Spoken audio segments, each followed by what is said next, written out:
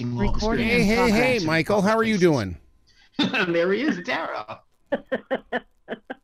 I was just building you up, buddy, letting her know what did you do during the day and also what you do at night. Oh, I do it all.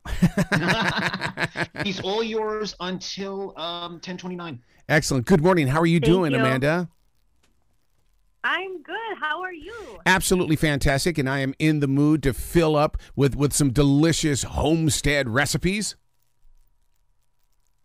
Well, I'm excited for you. Unfortunately, I can't actually give you food, but we can talk about food and then think about food and not have the food in front of us. I just made myself sad. You know, this book really touches me in the way that my mother grew up. They were in Sheridan, Wyoming, and she always talked about the homestead, what her mother always made. And so that's why this book means so much to me, because homestead recipes and cooking is really, that's my roots. And a lot of people need to understand it's probably part of their roots as well.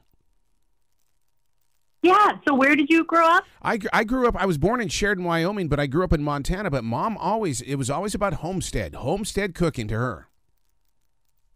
That's amazing. Montana is gorgeous. Why did you ever leave? Well, because you're in. It was a radio dream, and there's only 850,000 people in Montana. I needed millions, so I made the move. Oh, okay. Your personality was bigger than the population. Yeah. Well, I actually looked into, because your name was fascinating. I love it. I love how it's spelled.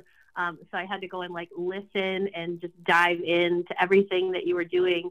And you have this thing called the Daily Mess. Is that correct? It's the Daily Mess where you sit down and you have a conversation with, this is what's going on in the world, and I can't be the only one. So let's just talk about it. Let's talk about how we can motivate each other. So I was so fascinated by this concept. And I think that not only was it fascinating itself, but you took it a step further and you were encouraging to write daily too. And I think that changes the narrative a little bit. And I was like, this is something I have to pursue. So I'm starting this with you. You motivated me to be a part of the Daily Mess. But then it grows into also what's called the Defrag Journal. And what the Defrag Journal is, and I would love to read your writing on this. First of all, we should never be afraid to release our writing to anybody because it doesn't belong to us. We just go through the experience.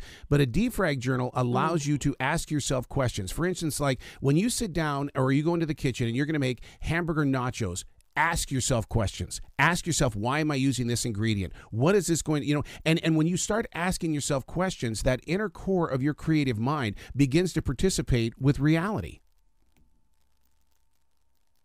So, okay, I am so on board with this, and I'm thinking about some of the recipes I did in the book, and you're forced to kind of ask yourself those questions. Yeah. And when it's coming from an external source, it wasn't as exciting. But when you get in the zone and are asking those questions of a recipe or of yourself, it changes the perspective and it changes the excitement level about what you're creating. And I can think of a very few recipes in the book that I did that specifically with, and you're absolutely right. It didn't belong to me. It was something that needed to be shared because there was someone somewhere that could identify with it. Yep. Or feel like it's a part of what they enjoy too. I hope. Well, and see, because look at the changes that happened during the lockdown. How many people discovered they had a kitchen? I'm one of them. And all of a sudden I started doing soups. And it was it wasn't the typical, I'm going to pull it out of a can. No, I wanted to invent soups. I want to have a bus out there that makes soup for people every day because soup makes people happy. So you think big all the time. Am I wrong? I'm a Cancer, man. I was born in June. Come on. Okay, so you go from wanting to eat and fulfill the need to I want a food truck and I want to create the recipes and feed the world. And I love that. And I feel like that's the funnest mind to be around is you don't just take the next step mentally. You take 50 leaps into the next big thing, and you're there fully invested in it. I love it. I love it. Well, you're the same way, because I mean, look, you Homestead recipes. I mean, you're actually feeding the world as well, because you're giving people the opportunity to go visit the grocery store, to look deeper into what's available in that grocery store, and to ask for different things that may not be there. I hope so. Yeah. And we, like your mom talked about, there's a lot to do with the land and the full circle of life aspect. And I only have 5 little humans that I'm kind of responsible for at this time in my life. But I really hope that they have an understanding, a full, complete understanding of where food comes from, and what source, where it's sourced from, and how it serves a purpose in our lives. And not only like the function of it, but like the beauty of enjoying it. I'm hoping. And I hope some of that got into the book too, but I'll have to wait and see what people think. You bring up an interesting point about where the food comes from. I've been on the Pacific Coast Highway out in California, Highway 1, and I think the best part of that adventure was getting away from the ocean and actually getting into the fields of where everything is coming from. That changed my life. Really? And the reason why is because it's in a grocery store. That's what I knew before that. But then I mean we had fields and stuff up in Montana, but it wasn't like this. This was honest to God huge fields of lettuce and avocados and all that stuff. And I'm going, I had no clue that they grew it this much. Yeah, right. And so California produces some of the most amazing food in abundance. So you've probably seen more than I've ever seen when it comes to that. We get a lot of views of corn. Yes. Lots of cornfields for hundreds and hundreds of miles at a time.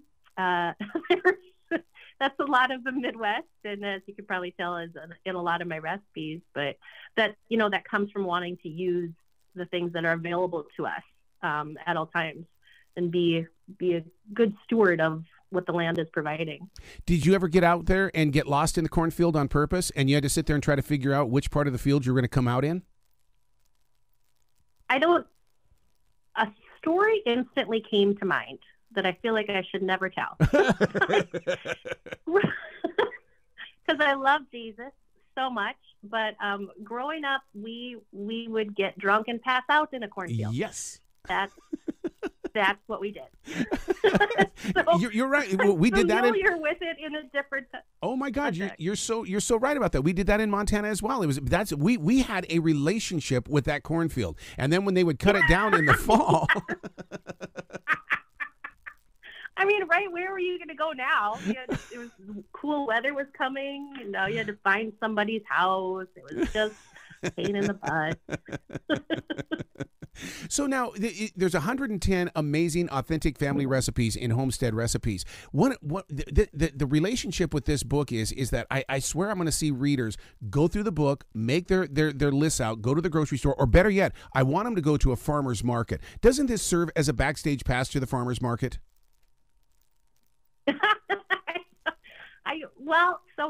I don't know. Our farmers markets are pretty limited in their timing here. We have such a short season. That's such an interesting point you bring up, because I never really thought about it in that context. But I would hope so. I mean, I would hope that that's where people are going. Not only our farmers market, you're kind of cutting out the middleman there. You're going right to the source, but you're helping fund the people who are putting their hearts and souls into producing a product. So farmer's market, if I ever go to a farmer's market, the first thing I get is honey. Oh, yes. Because I feel like anyone that is investing their time and energy into working with bees, and like how beautiful and wonderful and abundant bees are, and then having locally sourced honey, that like the properties and what it does for your immune system. Yep. It's all just so fascinating. So now I'm thinking about farmers market, and we won't have one for at least 2 months here. Wow. Not. You get them. I'm sorry? You get them like all year long? All year long. Where you are? Oh, yeah. Yeah, we do. Wow. Yeah. And what's really cool is that the smaller cities and stuff like that, the communities come together. Yep. Every Saturday, everybody's going to the farmer's market. And and I guess I'm spoiled now. I mean, I wouldn't know what to do without one. But, about a quarter of a... I'm sorry? Go ahead. I was going to say you that go ahead. about a quarter of a mile from here, there's a bee farmer, and he, a lot of his bees have been in the backyard, but this year he put one of the nests up front, and my dog and I, when we're out there walking around, we'll just go sit there and just for the longest time just stare at the bees coming in and out. It's so fascinating to watch bees work. You are absolutely right, and I'm not a huge fan of TikTok, but one of the things I love about TikTok is bee talk. Yeah.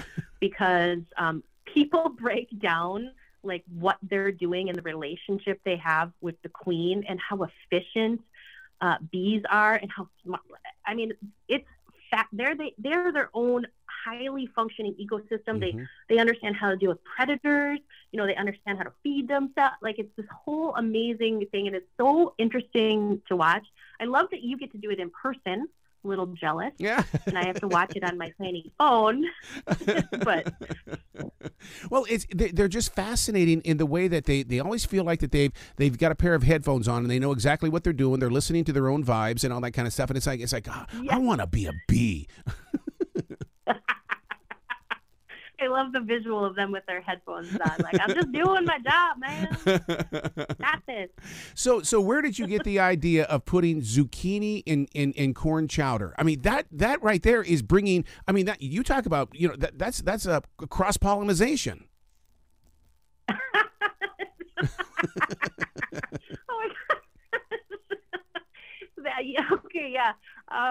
So we are prolific zucchini growers here in Minnesota. They say that if you have one plant, you'll have 50 zucchini by the end of the summer, and we typically do 10 to 12 individual plantings, but it is just a prolifically grown item, and I think one of the most underrated food items of all time. It is literally a godsend when it comes to baking. The moisture that it adds to baked goods mm-hmm. is unequaled. And then in savory cooking, it takes on the flavor profile of the food that you're preparing it with in such a beautiful way. The zucchini itself can be subtle. It's never overpowering. It just depends on like what size that you're getting and what time you harvested the zucchini. But in corn chowder, it adds just a really unique element to it, because corn in itself can be kind of one tone. Yep. It can be bland. It's corn. But when you add something, right? When you add something like zucchini to it, you get the option of having more texture, and you get the slightly sweet flavor that it can bring depending on how you prepare it. And if I could, like, if I was listening to my heart, I would do all zucchini recipes all the time, because there is nothing that it can't do in the food world. Yeah. And that's the hill I'm dying on right there. We take zucchinis, and what we'll do is we'll cut them up and put them in the air fryer, and then we have zucchini potato chips. And it's such the ultimate, like when you're jonesing for something that crunches, go for the air fryer, man. Do you think that has changed Absolutely. in the way of Homestead recipes? Because I mean, it's like Homestead to me is seeing my mom in front of that gigantic big old pot making her own sauerkraut and stuff like that. I mean, is the air fryer going to destroy things?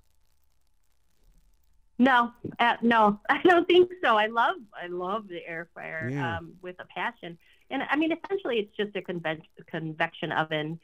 But who is, out cooking their food over an open fire? Nobody is. Right. Well, we do sometimes. But it's the air fryer is so convenient, especially in climates where you don't want to turn on your oven all the time. And homesteading in itself is doing for oneself. And I kind of wrote about in the book how I'm not the traditional homesteader. I'm not raising my own bees currently and eating only the food off the land I still go to the store. I still buy Oreos because I love Oreos so much. But I love the idea of constantly growing into a mindset of wanting to try and provide for oneself in a way. And it's not like doomsday prepping to the extent of it's feeling secure in your independence and being able to survive and then thrive with what you have available, with the skill set that you're learning and growing into. I love that word, growing. That was a really complex answer to, do you think air fryers are see, that's what you put into your daily mess. You write about it, and then people go, "Yeah, yes. Oh my God! Now I've got a spiritual connection to my air fryer. This is awesome."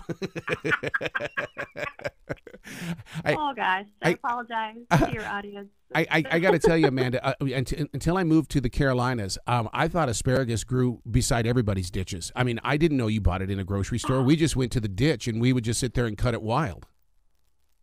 Are you kidding? I mean, it was always free to us up there in Montana. That and rhubarb. That. Rhubarb is the same thing. I mean, we would just go jump into somebody's backyard, raid their garden, and steal the rhubarb. Yeah, absolutely. That is another big one that you having some type of homestead experience would be part of. Rhubarb, like another underrated. Is it a fruit? Is it a fruit? Well, or is it a vegetable? Well, wait a second. When I go to the grocery store, it's over there by the roots, like with the ginger and stuff like that. And I've always thought, well, wait a second. This is not a rooted plant, but why is it in the root section? That's so interesting. I wonder, well, they also put eggs with milk, and so everyone thinks that eggs are dairy. I mean, don't even get me started. And why is the cream cheese by the bacon? I don't understand the cream cheese and bacon thing, man. There's no relationship there. Well, you're going to have to get used to it because I have it all over that book. I want you to try at the very least the Little Smokies, bacon wrapped Little Smokies with cream cheese. Oh my God! I can't even apologize for the amount of cream cheese in the book. Well, I mean, bacon is like the ultimate food. I was just watching Shark Tank last night, and they now have a bacon that's actually made from from seaweed, and it's like, what? I got it. Bacon is like the ultimate treat. So does that sound good to you? Or? Well, Robert on Shark Tank spit it out immediately, and I thought, I don't know, but then again, he just may have different taste buds.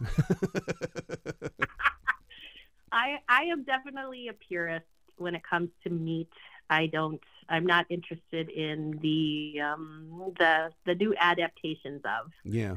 I think, but we also have a relationship, with our animals and with harvesting and butchering and such here. So, I think that's maybe a little different of perspective, but I've never met an artificial bacon I liked. Yeah.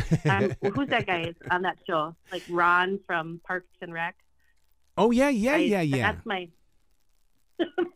spiritual animal right there. Oh my God! So now you seem to be the type of person that I was growing up in Montana, in the way that when we went out into the potato fields, you ate from the field. I mean, there's nothing sweeter and better than you take that potato shovel, dig it up, and eat that potato right there on the spot with dirt on it. You did that? Yes, for real. Down by we had this gigantic field by the sugar beet factory is what we did, because up in Montana you have sugar beets. You don't have the sugar cane and stuff like that. We got our sugar from the beets. Well, we do that too. I grew up in North Dakota, and so we have crystal sugar. Yeah. Yep. So I get you on that. I've never eaten a potato out of the ground, but any type of and now I've accepted that challenge. Now that you've laid that out there, you've done it, so I've got to do it. But we do, the sweet peas and the tomatoes, obviously, and all that stuff right from the garden. And that's, with my kids, that's one of my favorite things to do, for them to taste something that they've watched grow from nothing, essentially, and taste the difference between, buying it at the grocery store. It's completely different. And when you're surrounded by nature, when you're enjoying something that you watch grow from nothing, like, it's a mental shift in food. So I love that whole farm to table movement, and they have those gigantic tables in the middle of the field. I think California perfected that. You guys, or they can take credit for that, but it's a beautiful experience to be out in the field and enjoying the fruits of your labor. So being from North Dakota and I'm from Montana, did you guys tell Montanan jokes? Because we always made up North Dakotan jokes. Did you guys ever do that? No, and my feelings are super hurt right now. Oh, no. I have to end this interview. No, I mean, honestly, when we were in North Dakota, we didn't make fun of anybody. You can hear it coming out in my voice. We just were like tooting along on the road and just having a grand old time and, you know, letting cars merge in the lane. And no, everyone makes fun of North Dakota. That's kind of the rule. If you're in the Midwest, we're the lowest on the totem pole, and we get it. We're fine with it. It's all good. We'll just be eating our lips out over here at the cafe. Amanda, you got to come back to this show anytime in the future. The door is always going to be open for you. Thanks. And I feel like I need to cook for you at some point in your life. Let's do it. Yes. Are you still in North Dakota now? No. When I got married, I moved to Minnesota with my husband. So I made the big leap from North Dakota to Minnesota. I know. Going to the big city.